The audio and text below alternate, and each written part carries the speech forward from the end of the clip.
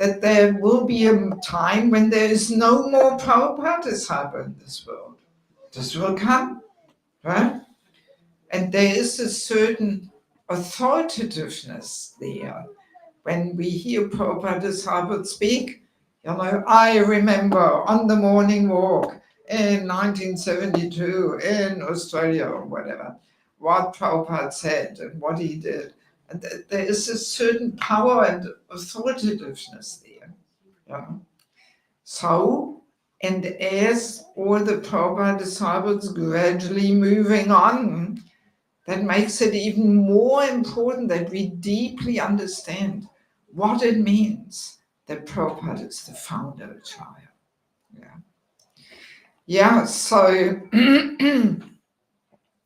so not we often usually glorify Prabhupada that yes, he carried the message of Krishna consciousness to us, but founder Chaya is much more than that, because he created the foundation and the functioning and the vision of ISKCON as a global community aiming to re-spiritualize the entire human society.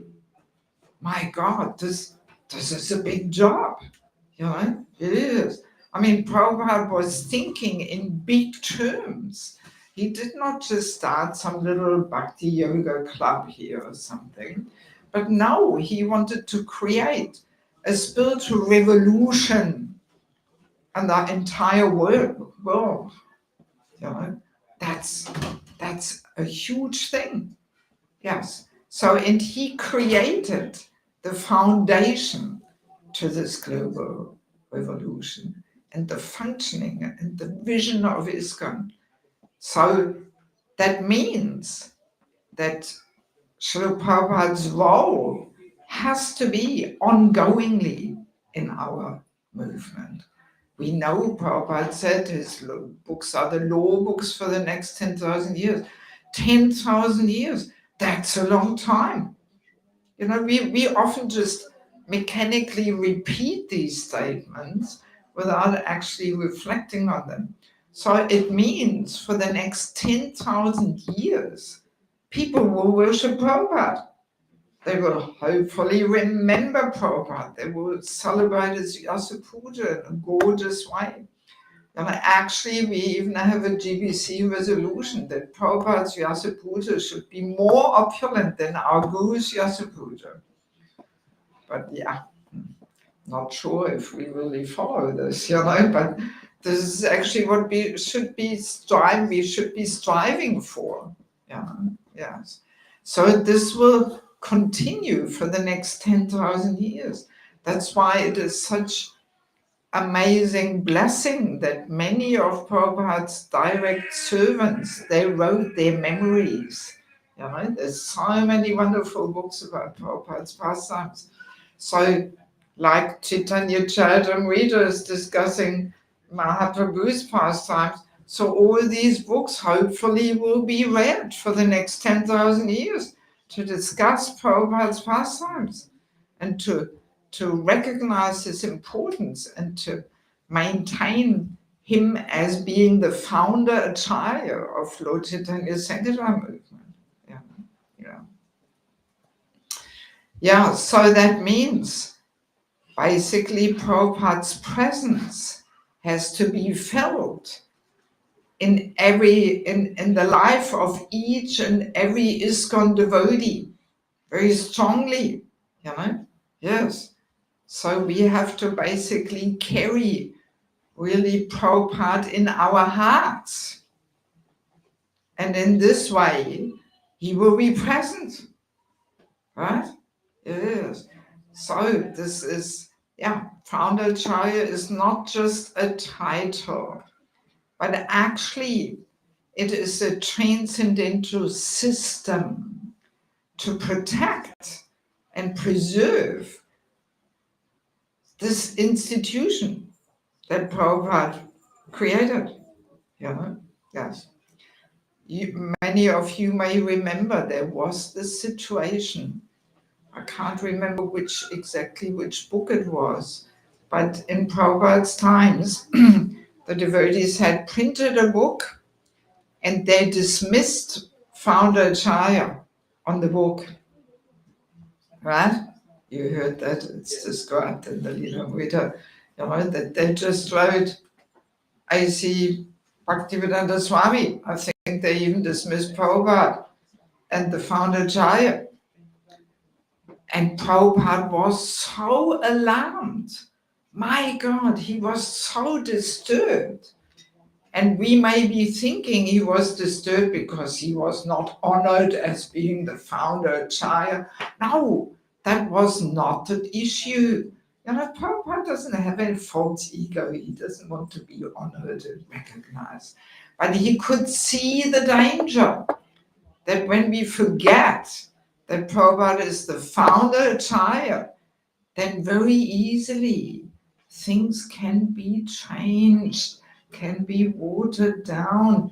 Prabhupada will more and more move into the background, and then so many other personalities can easily bring all kinds of changes, and that will water down. And by the way, this happened in most other religions. Christianity also. Actually, everything was there in the Bible. But then it was, in the name of progression and it was all changed, Yes, and now it's a whole watered down process, unfortunately, so that can easily repeat itself with ISKCON also, So, and that's what Prabhupada was so alarmed about. He could see there was some faulty mentality in those disciples who did this. Yes, there was some envy, some pride there, some attempt to reduce Prabhupada's position, even while he was present in this world. Yeah. So, that's why, this founder Acharya is actually a transcendental system to preserve what Prabhupada gave us. Yeah.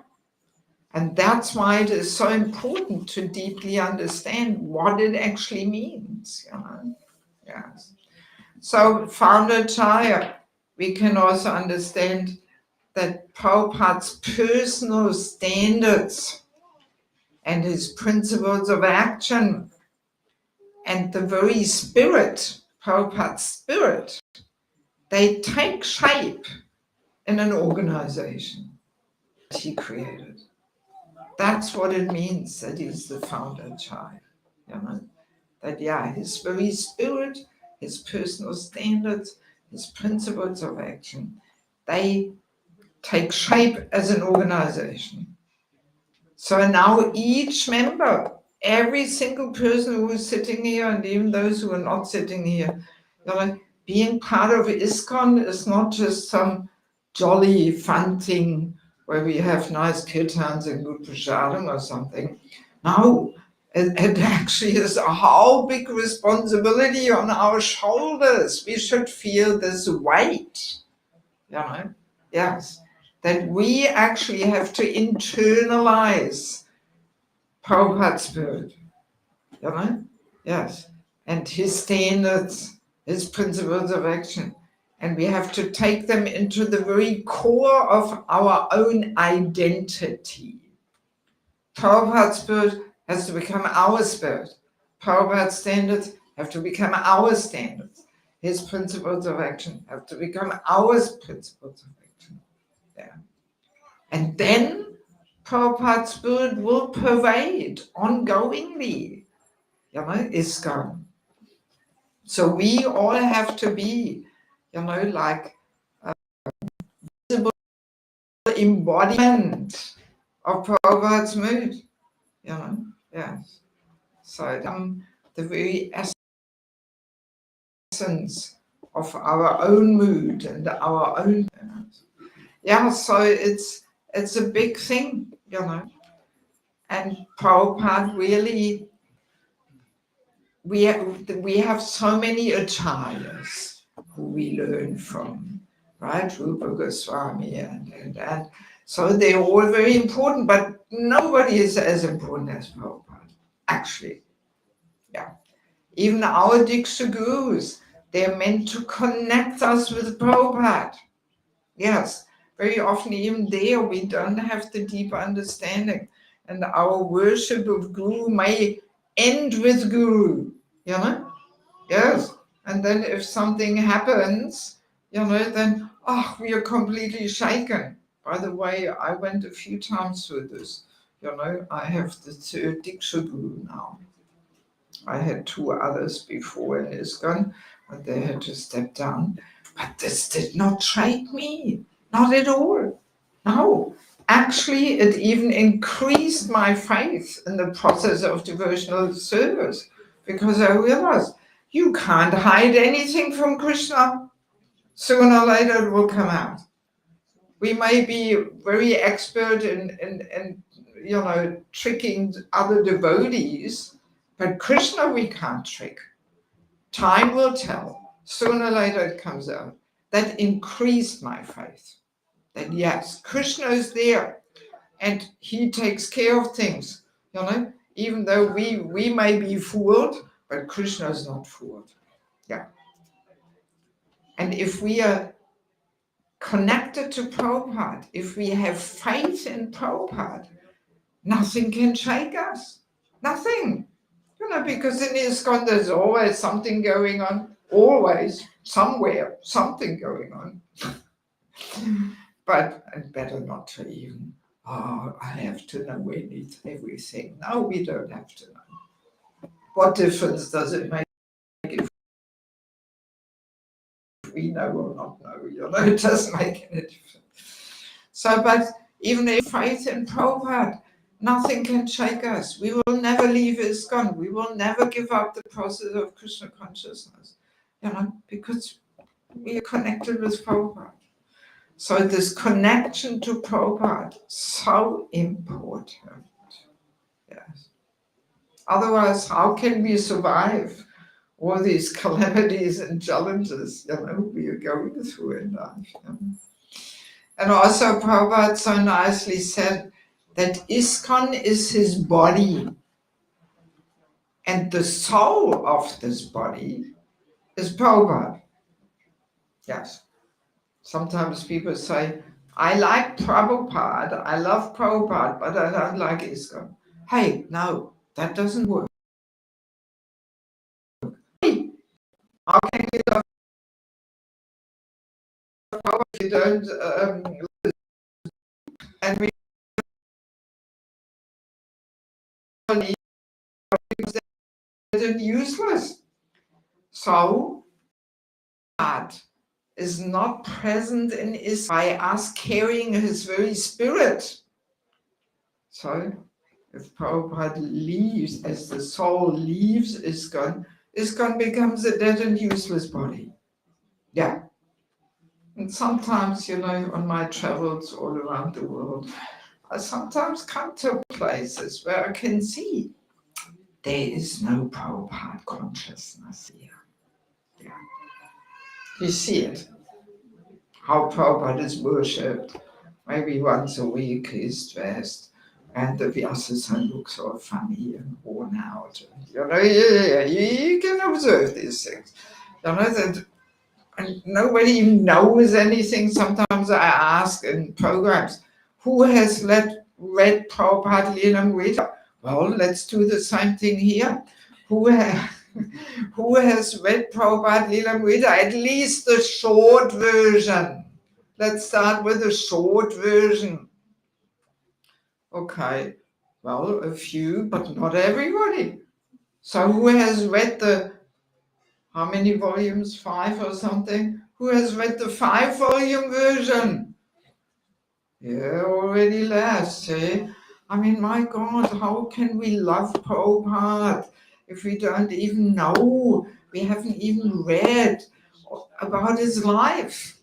You know? Yes, yes, yes.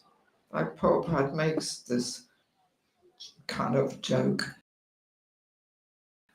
You imagine, oh, I love my husband.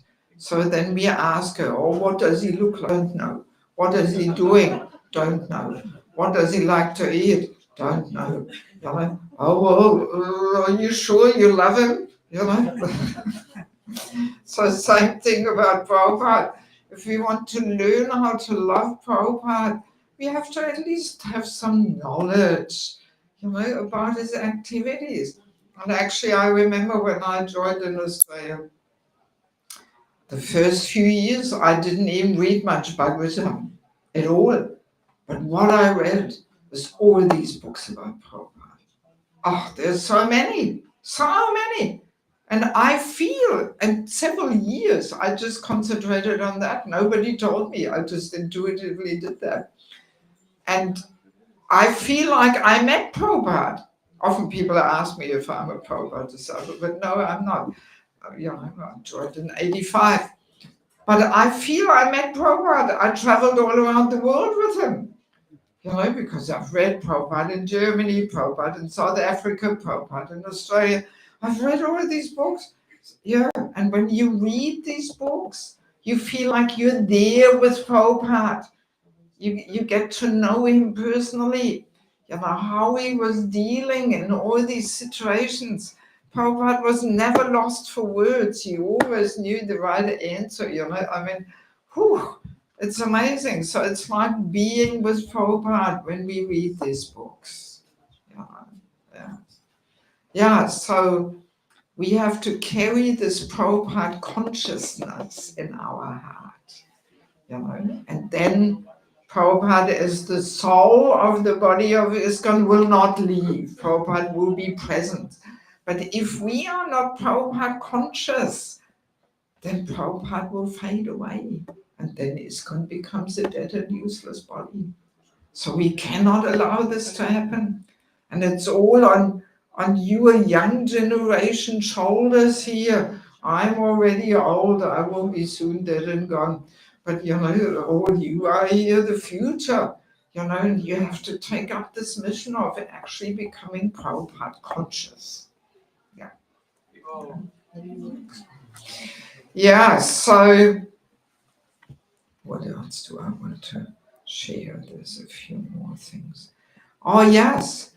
Let us understand, well, what does it actually mean to become Prabhupada conscious?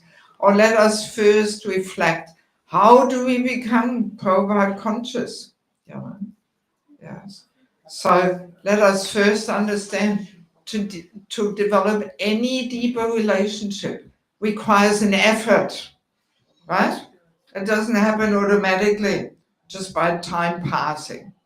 This is anywhere. This is like in the Brahmachari ashram, in married life, in the ladies ashram, amongst friends. We have to make a conscious effort. Yes.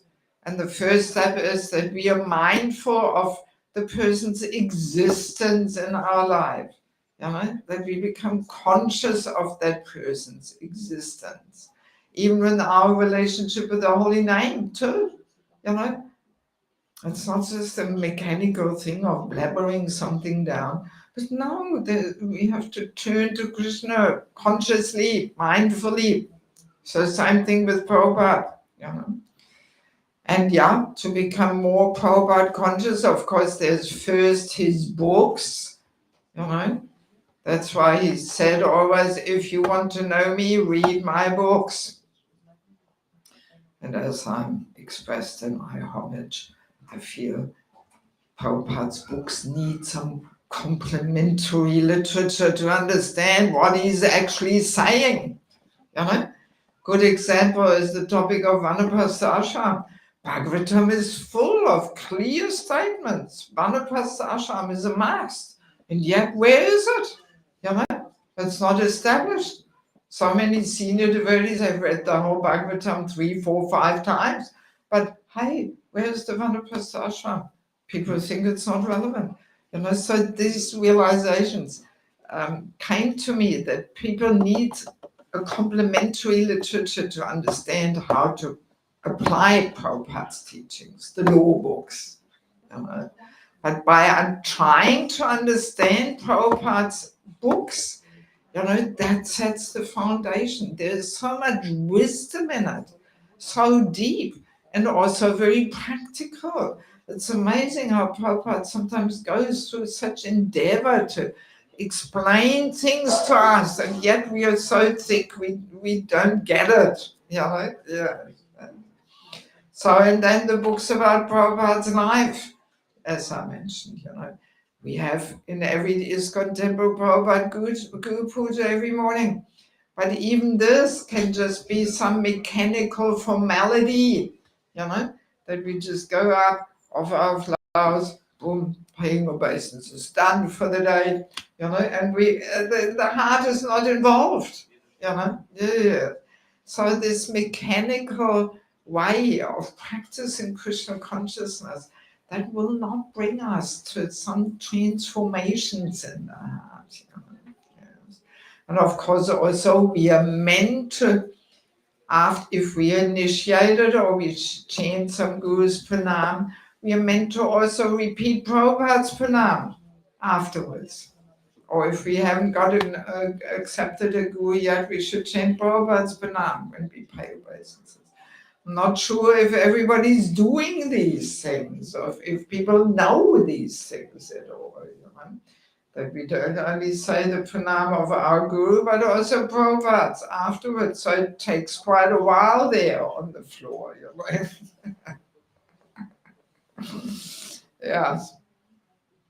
And as I mentioned, Prabhupada's homages, to sit down and write something up.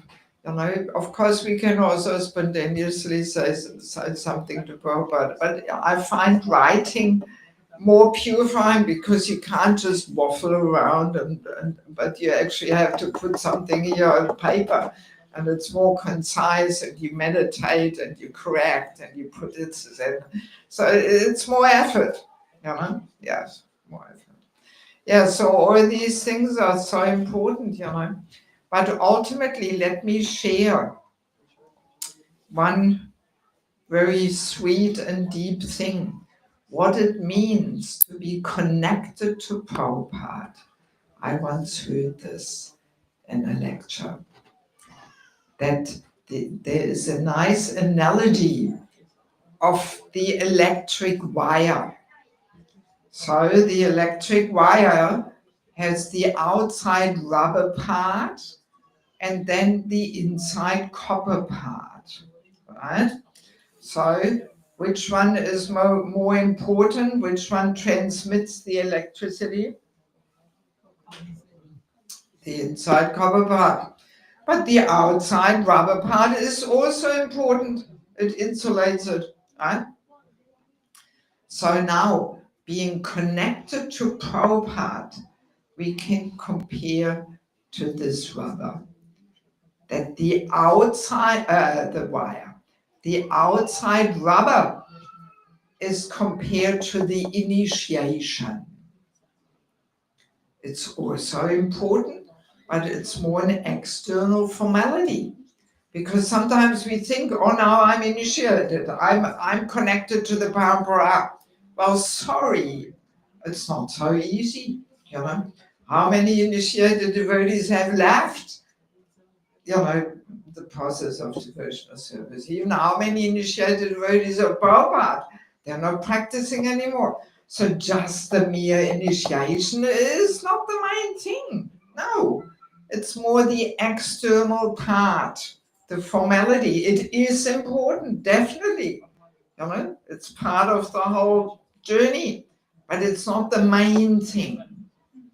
But the main thing, the copper part, we can compare that to the internal helpless dependence on Prabhupada's mercy, on Prabhupada's guidance, and Prabhupada's blessings.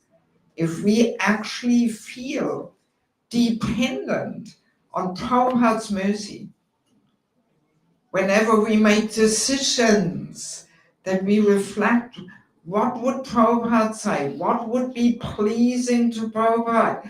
And so we have Guru who we can confirm, otherwise our mind comes up with so many things what would be pleasing to Prabhupada. But because we don't know Prabhupada so well yet, that's why we have a guru or a mentor, a coach, a counselor, whatever we want to call him, and we can double check and verify, is this pleasing to Prabhupada? Or if we have a challenging task ahead of us, Prabhupada, please, I cannot do it without your blessings and mercy, because that's actually a fact. If we want to make any little contribution to Prabhupada's movement, we have to be empowered by Prabhupada. We have to feel hopelessly dependent on his mercy, his guidance, his blessings. That's what it means to be connected to Prabhupada. So today we can reflect, do I actually feel dependence on Prabhupada? Is there something in my heart there? Or maybe there's nothing there. In Prabhupada, we don't even think much of Prabhupada though. So that shows how much we are Prabhupada, how much we feel internally on his mercy, on his guidance, on his blessings. That's the sign. And if this internal dependence is not there, then we can compare our connection to Prabhupada with a very weak and slow internet connection. That all right, on the computer or phone it says, yeah, I'm connected, but it's so slow, I can't even open anything. I can't receive any message here, nothing. Blocked, like a blocked pipe.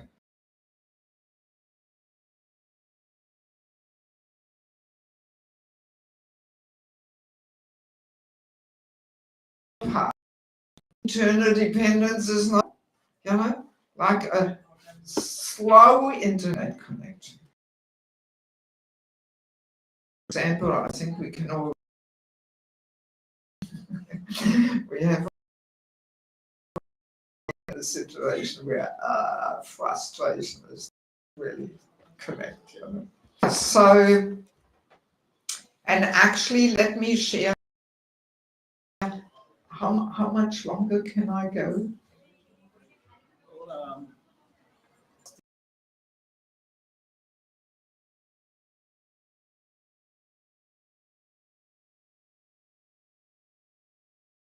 Where actually Prabhupada himself demonstrated this principle, how he was so helplessly dependent on his guru and the previous acharya's mercy. There is this beautiful story, some of you may have heard it. It's in the book, Our Srila Prabhupada, A Friend to All. Who has read this book? Only 2 people, 3 people. You have to get this book.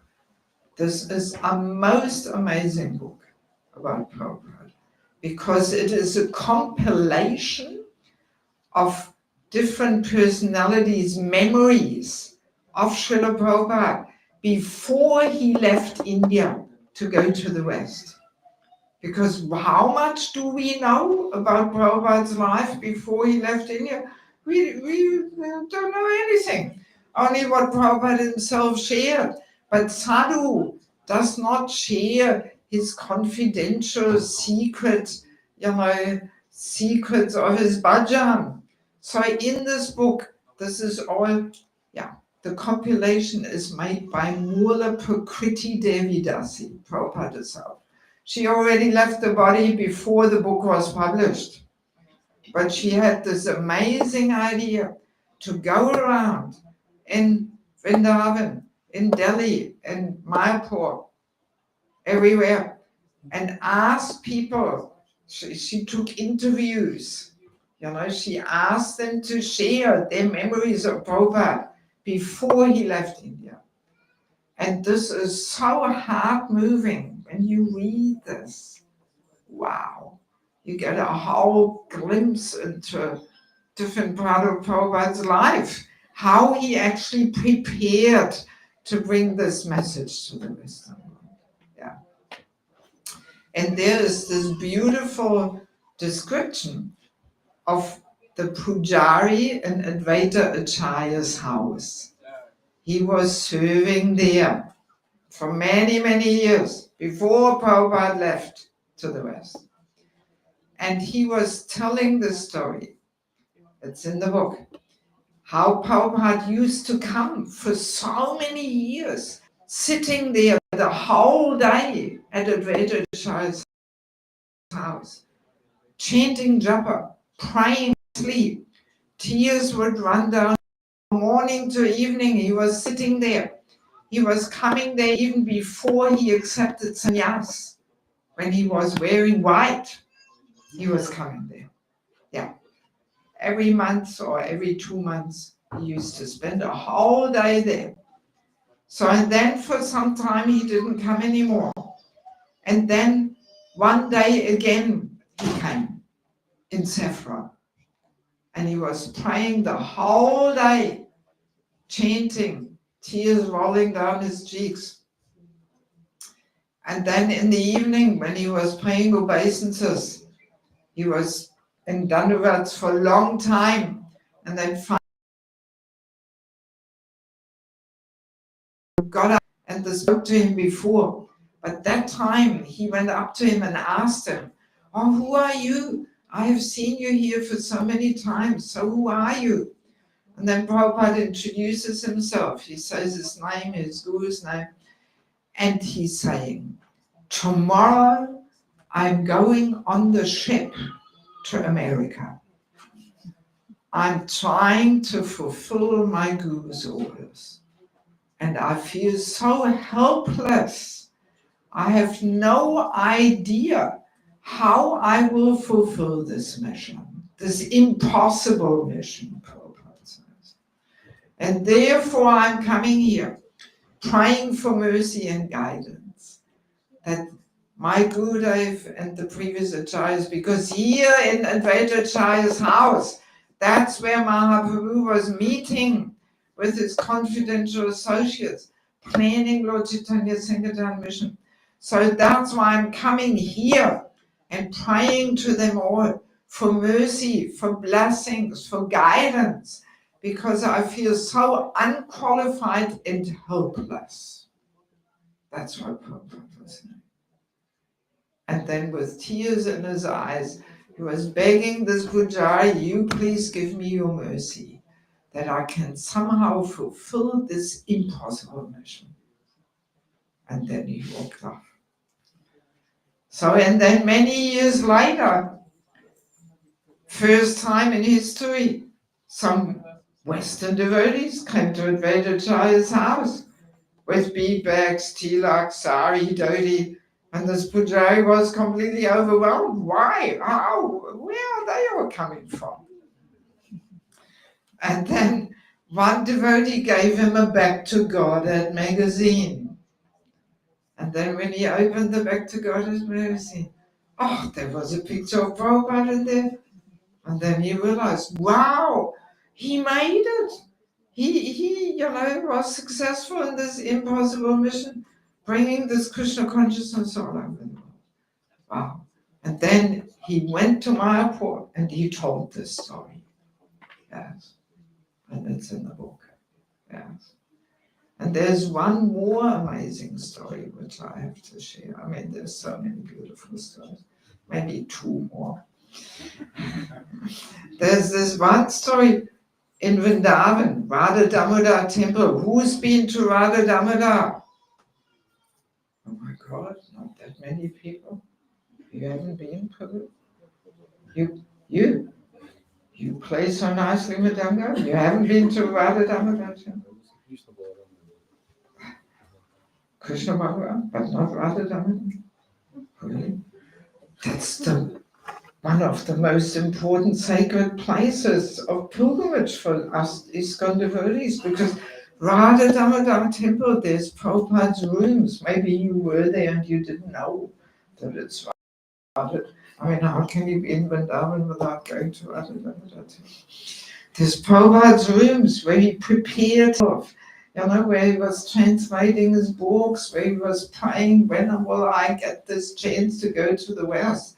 Yes. So in this Radha Damodar temple, next to it, there was one sadhu living, and he shares his memory in that book. You have to get the book.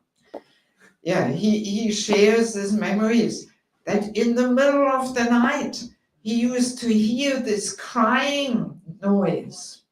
And he was wondering, where is this coming for? At 1 o'clock, 2 o'clock in the morning, middle of the night?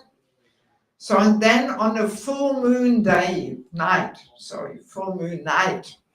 he went up to the rooftop, and from his roof, he could look in Radha Damodar courtyard, where Rupa Goswami Samadhi is.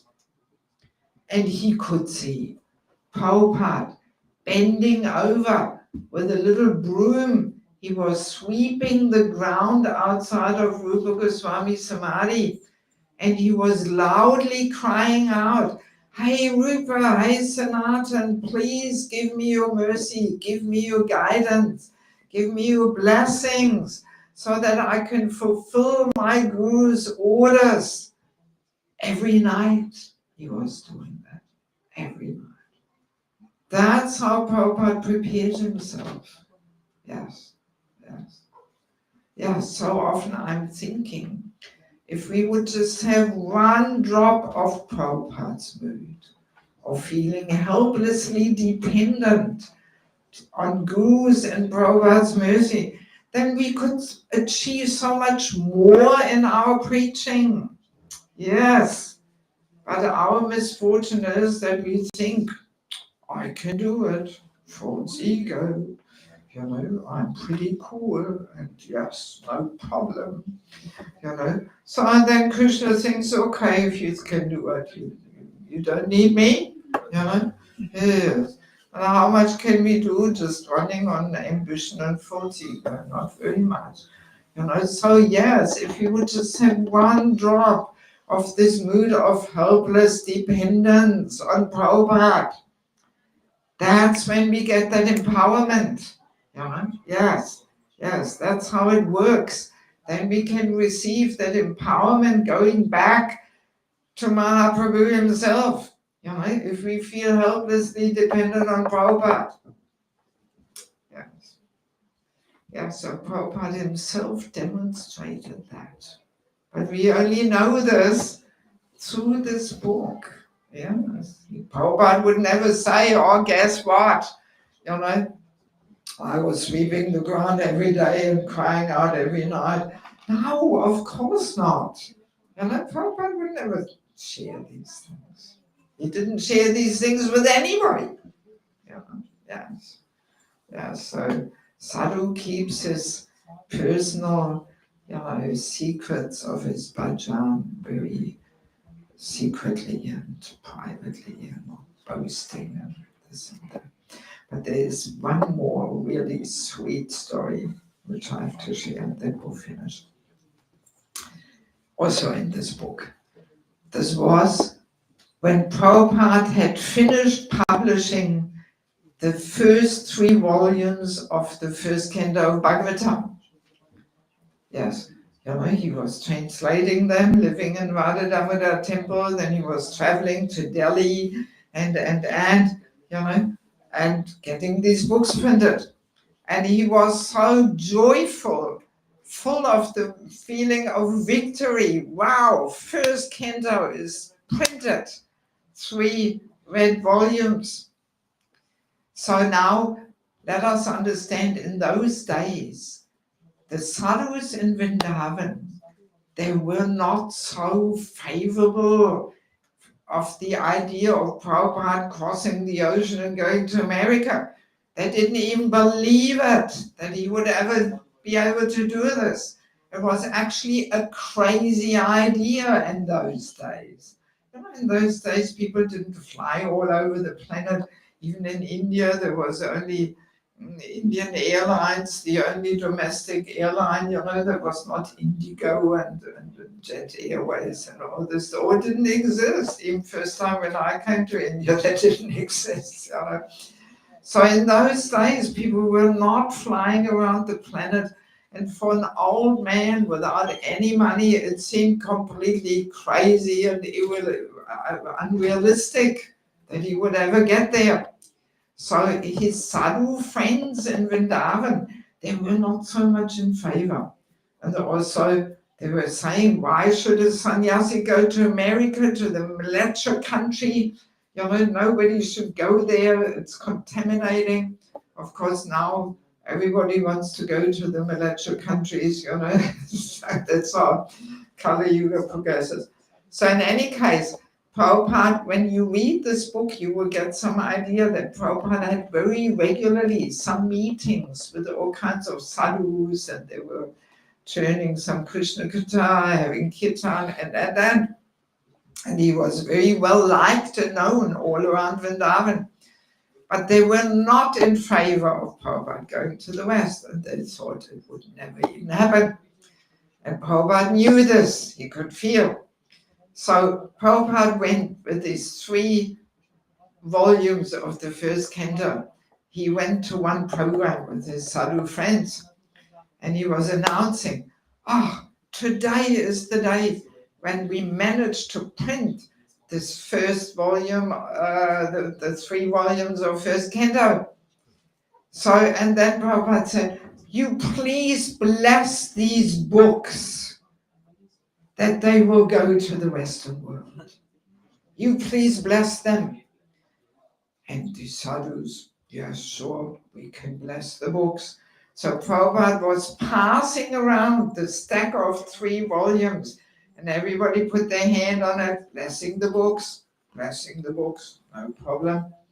So, and then Prabhupada, in such a sweet and innocent and humble way, he said, but now you bless the books, and the books cannot go there by themselves. Somebody has to take them there. Somebody has to popularize them. So now please, you bless me that I can take these books there. And the sadhu who shares the story, he says that he was so charmed how Prabhupada tricks them, yes, and his heart was conquered. And then they all gave Prabhupada the blessings, from the bottom of their heart, because Prabhupada wanted to get their blessings, but he knew they wouldn't give it like this. But now, after they had all blessed the books, Prabhupada, in such an amazing way, he tricks them. And that person who shares the story, he says that, yes, when I blessed Prabhupada, I actually could feel some powerful energy going through me. And in that way, I actually feel that I'm also some tiny little part of Prabhupada's mission, Yes. So, yeah, that's how it goes, So, yeah. Anyway, so today, yes, let us try and spend the afternoon, also not just sitting on the mobile phone chatting around, but let us, privately read a bit more or watch some videos about Prabhupada. There's this nice following Srila Prabhupada videos that Yadubha Prabhu made. There you can find them on the internet. Even this film, where we only watched half an hour, you can find it on the internet. Watch the whole thing, Yes. And let us deepen our connection to Prabhupada and let us become a visible embodiment of Prabhupada's mood and spirit and standards, Yes. And make some little contribution to Prabhupada and his movement, and let's cultivate this internal dependence, this hopelessness, yes, that will connect us. Okay, thank you so much for allowing me to share.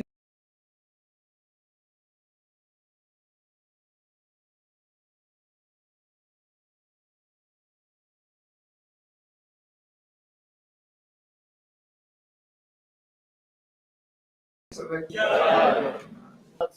Jai. Srila Prabhupada ki Jai.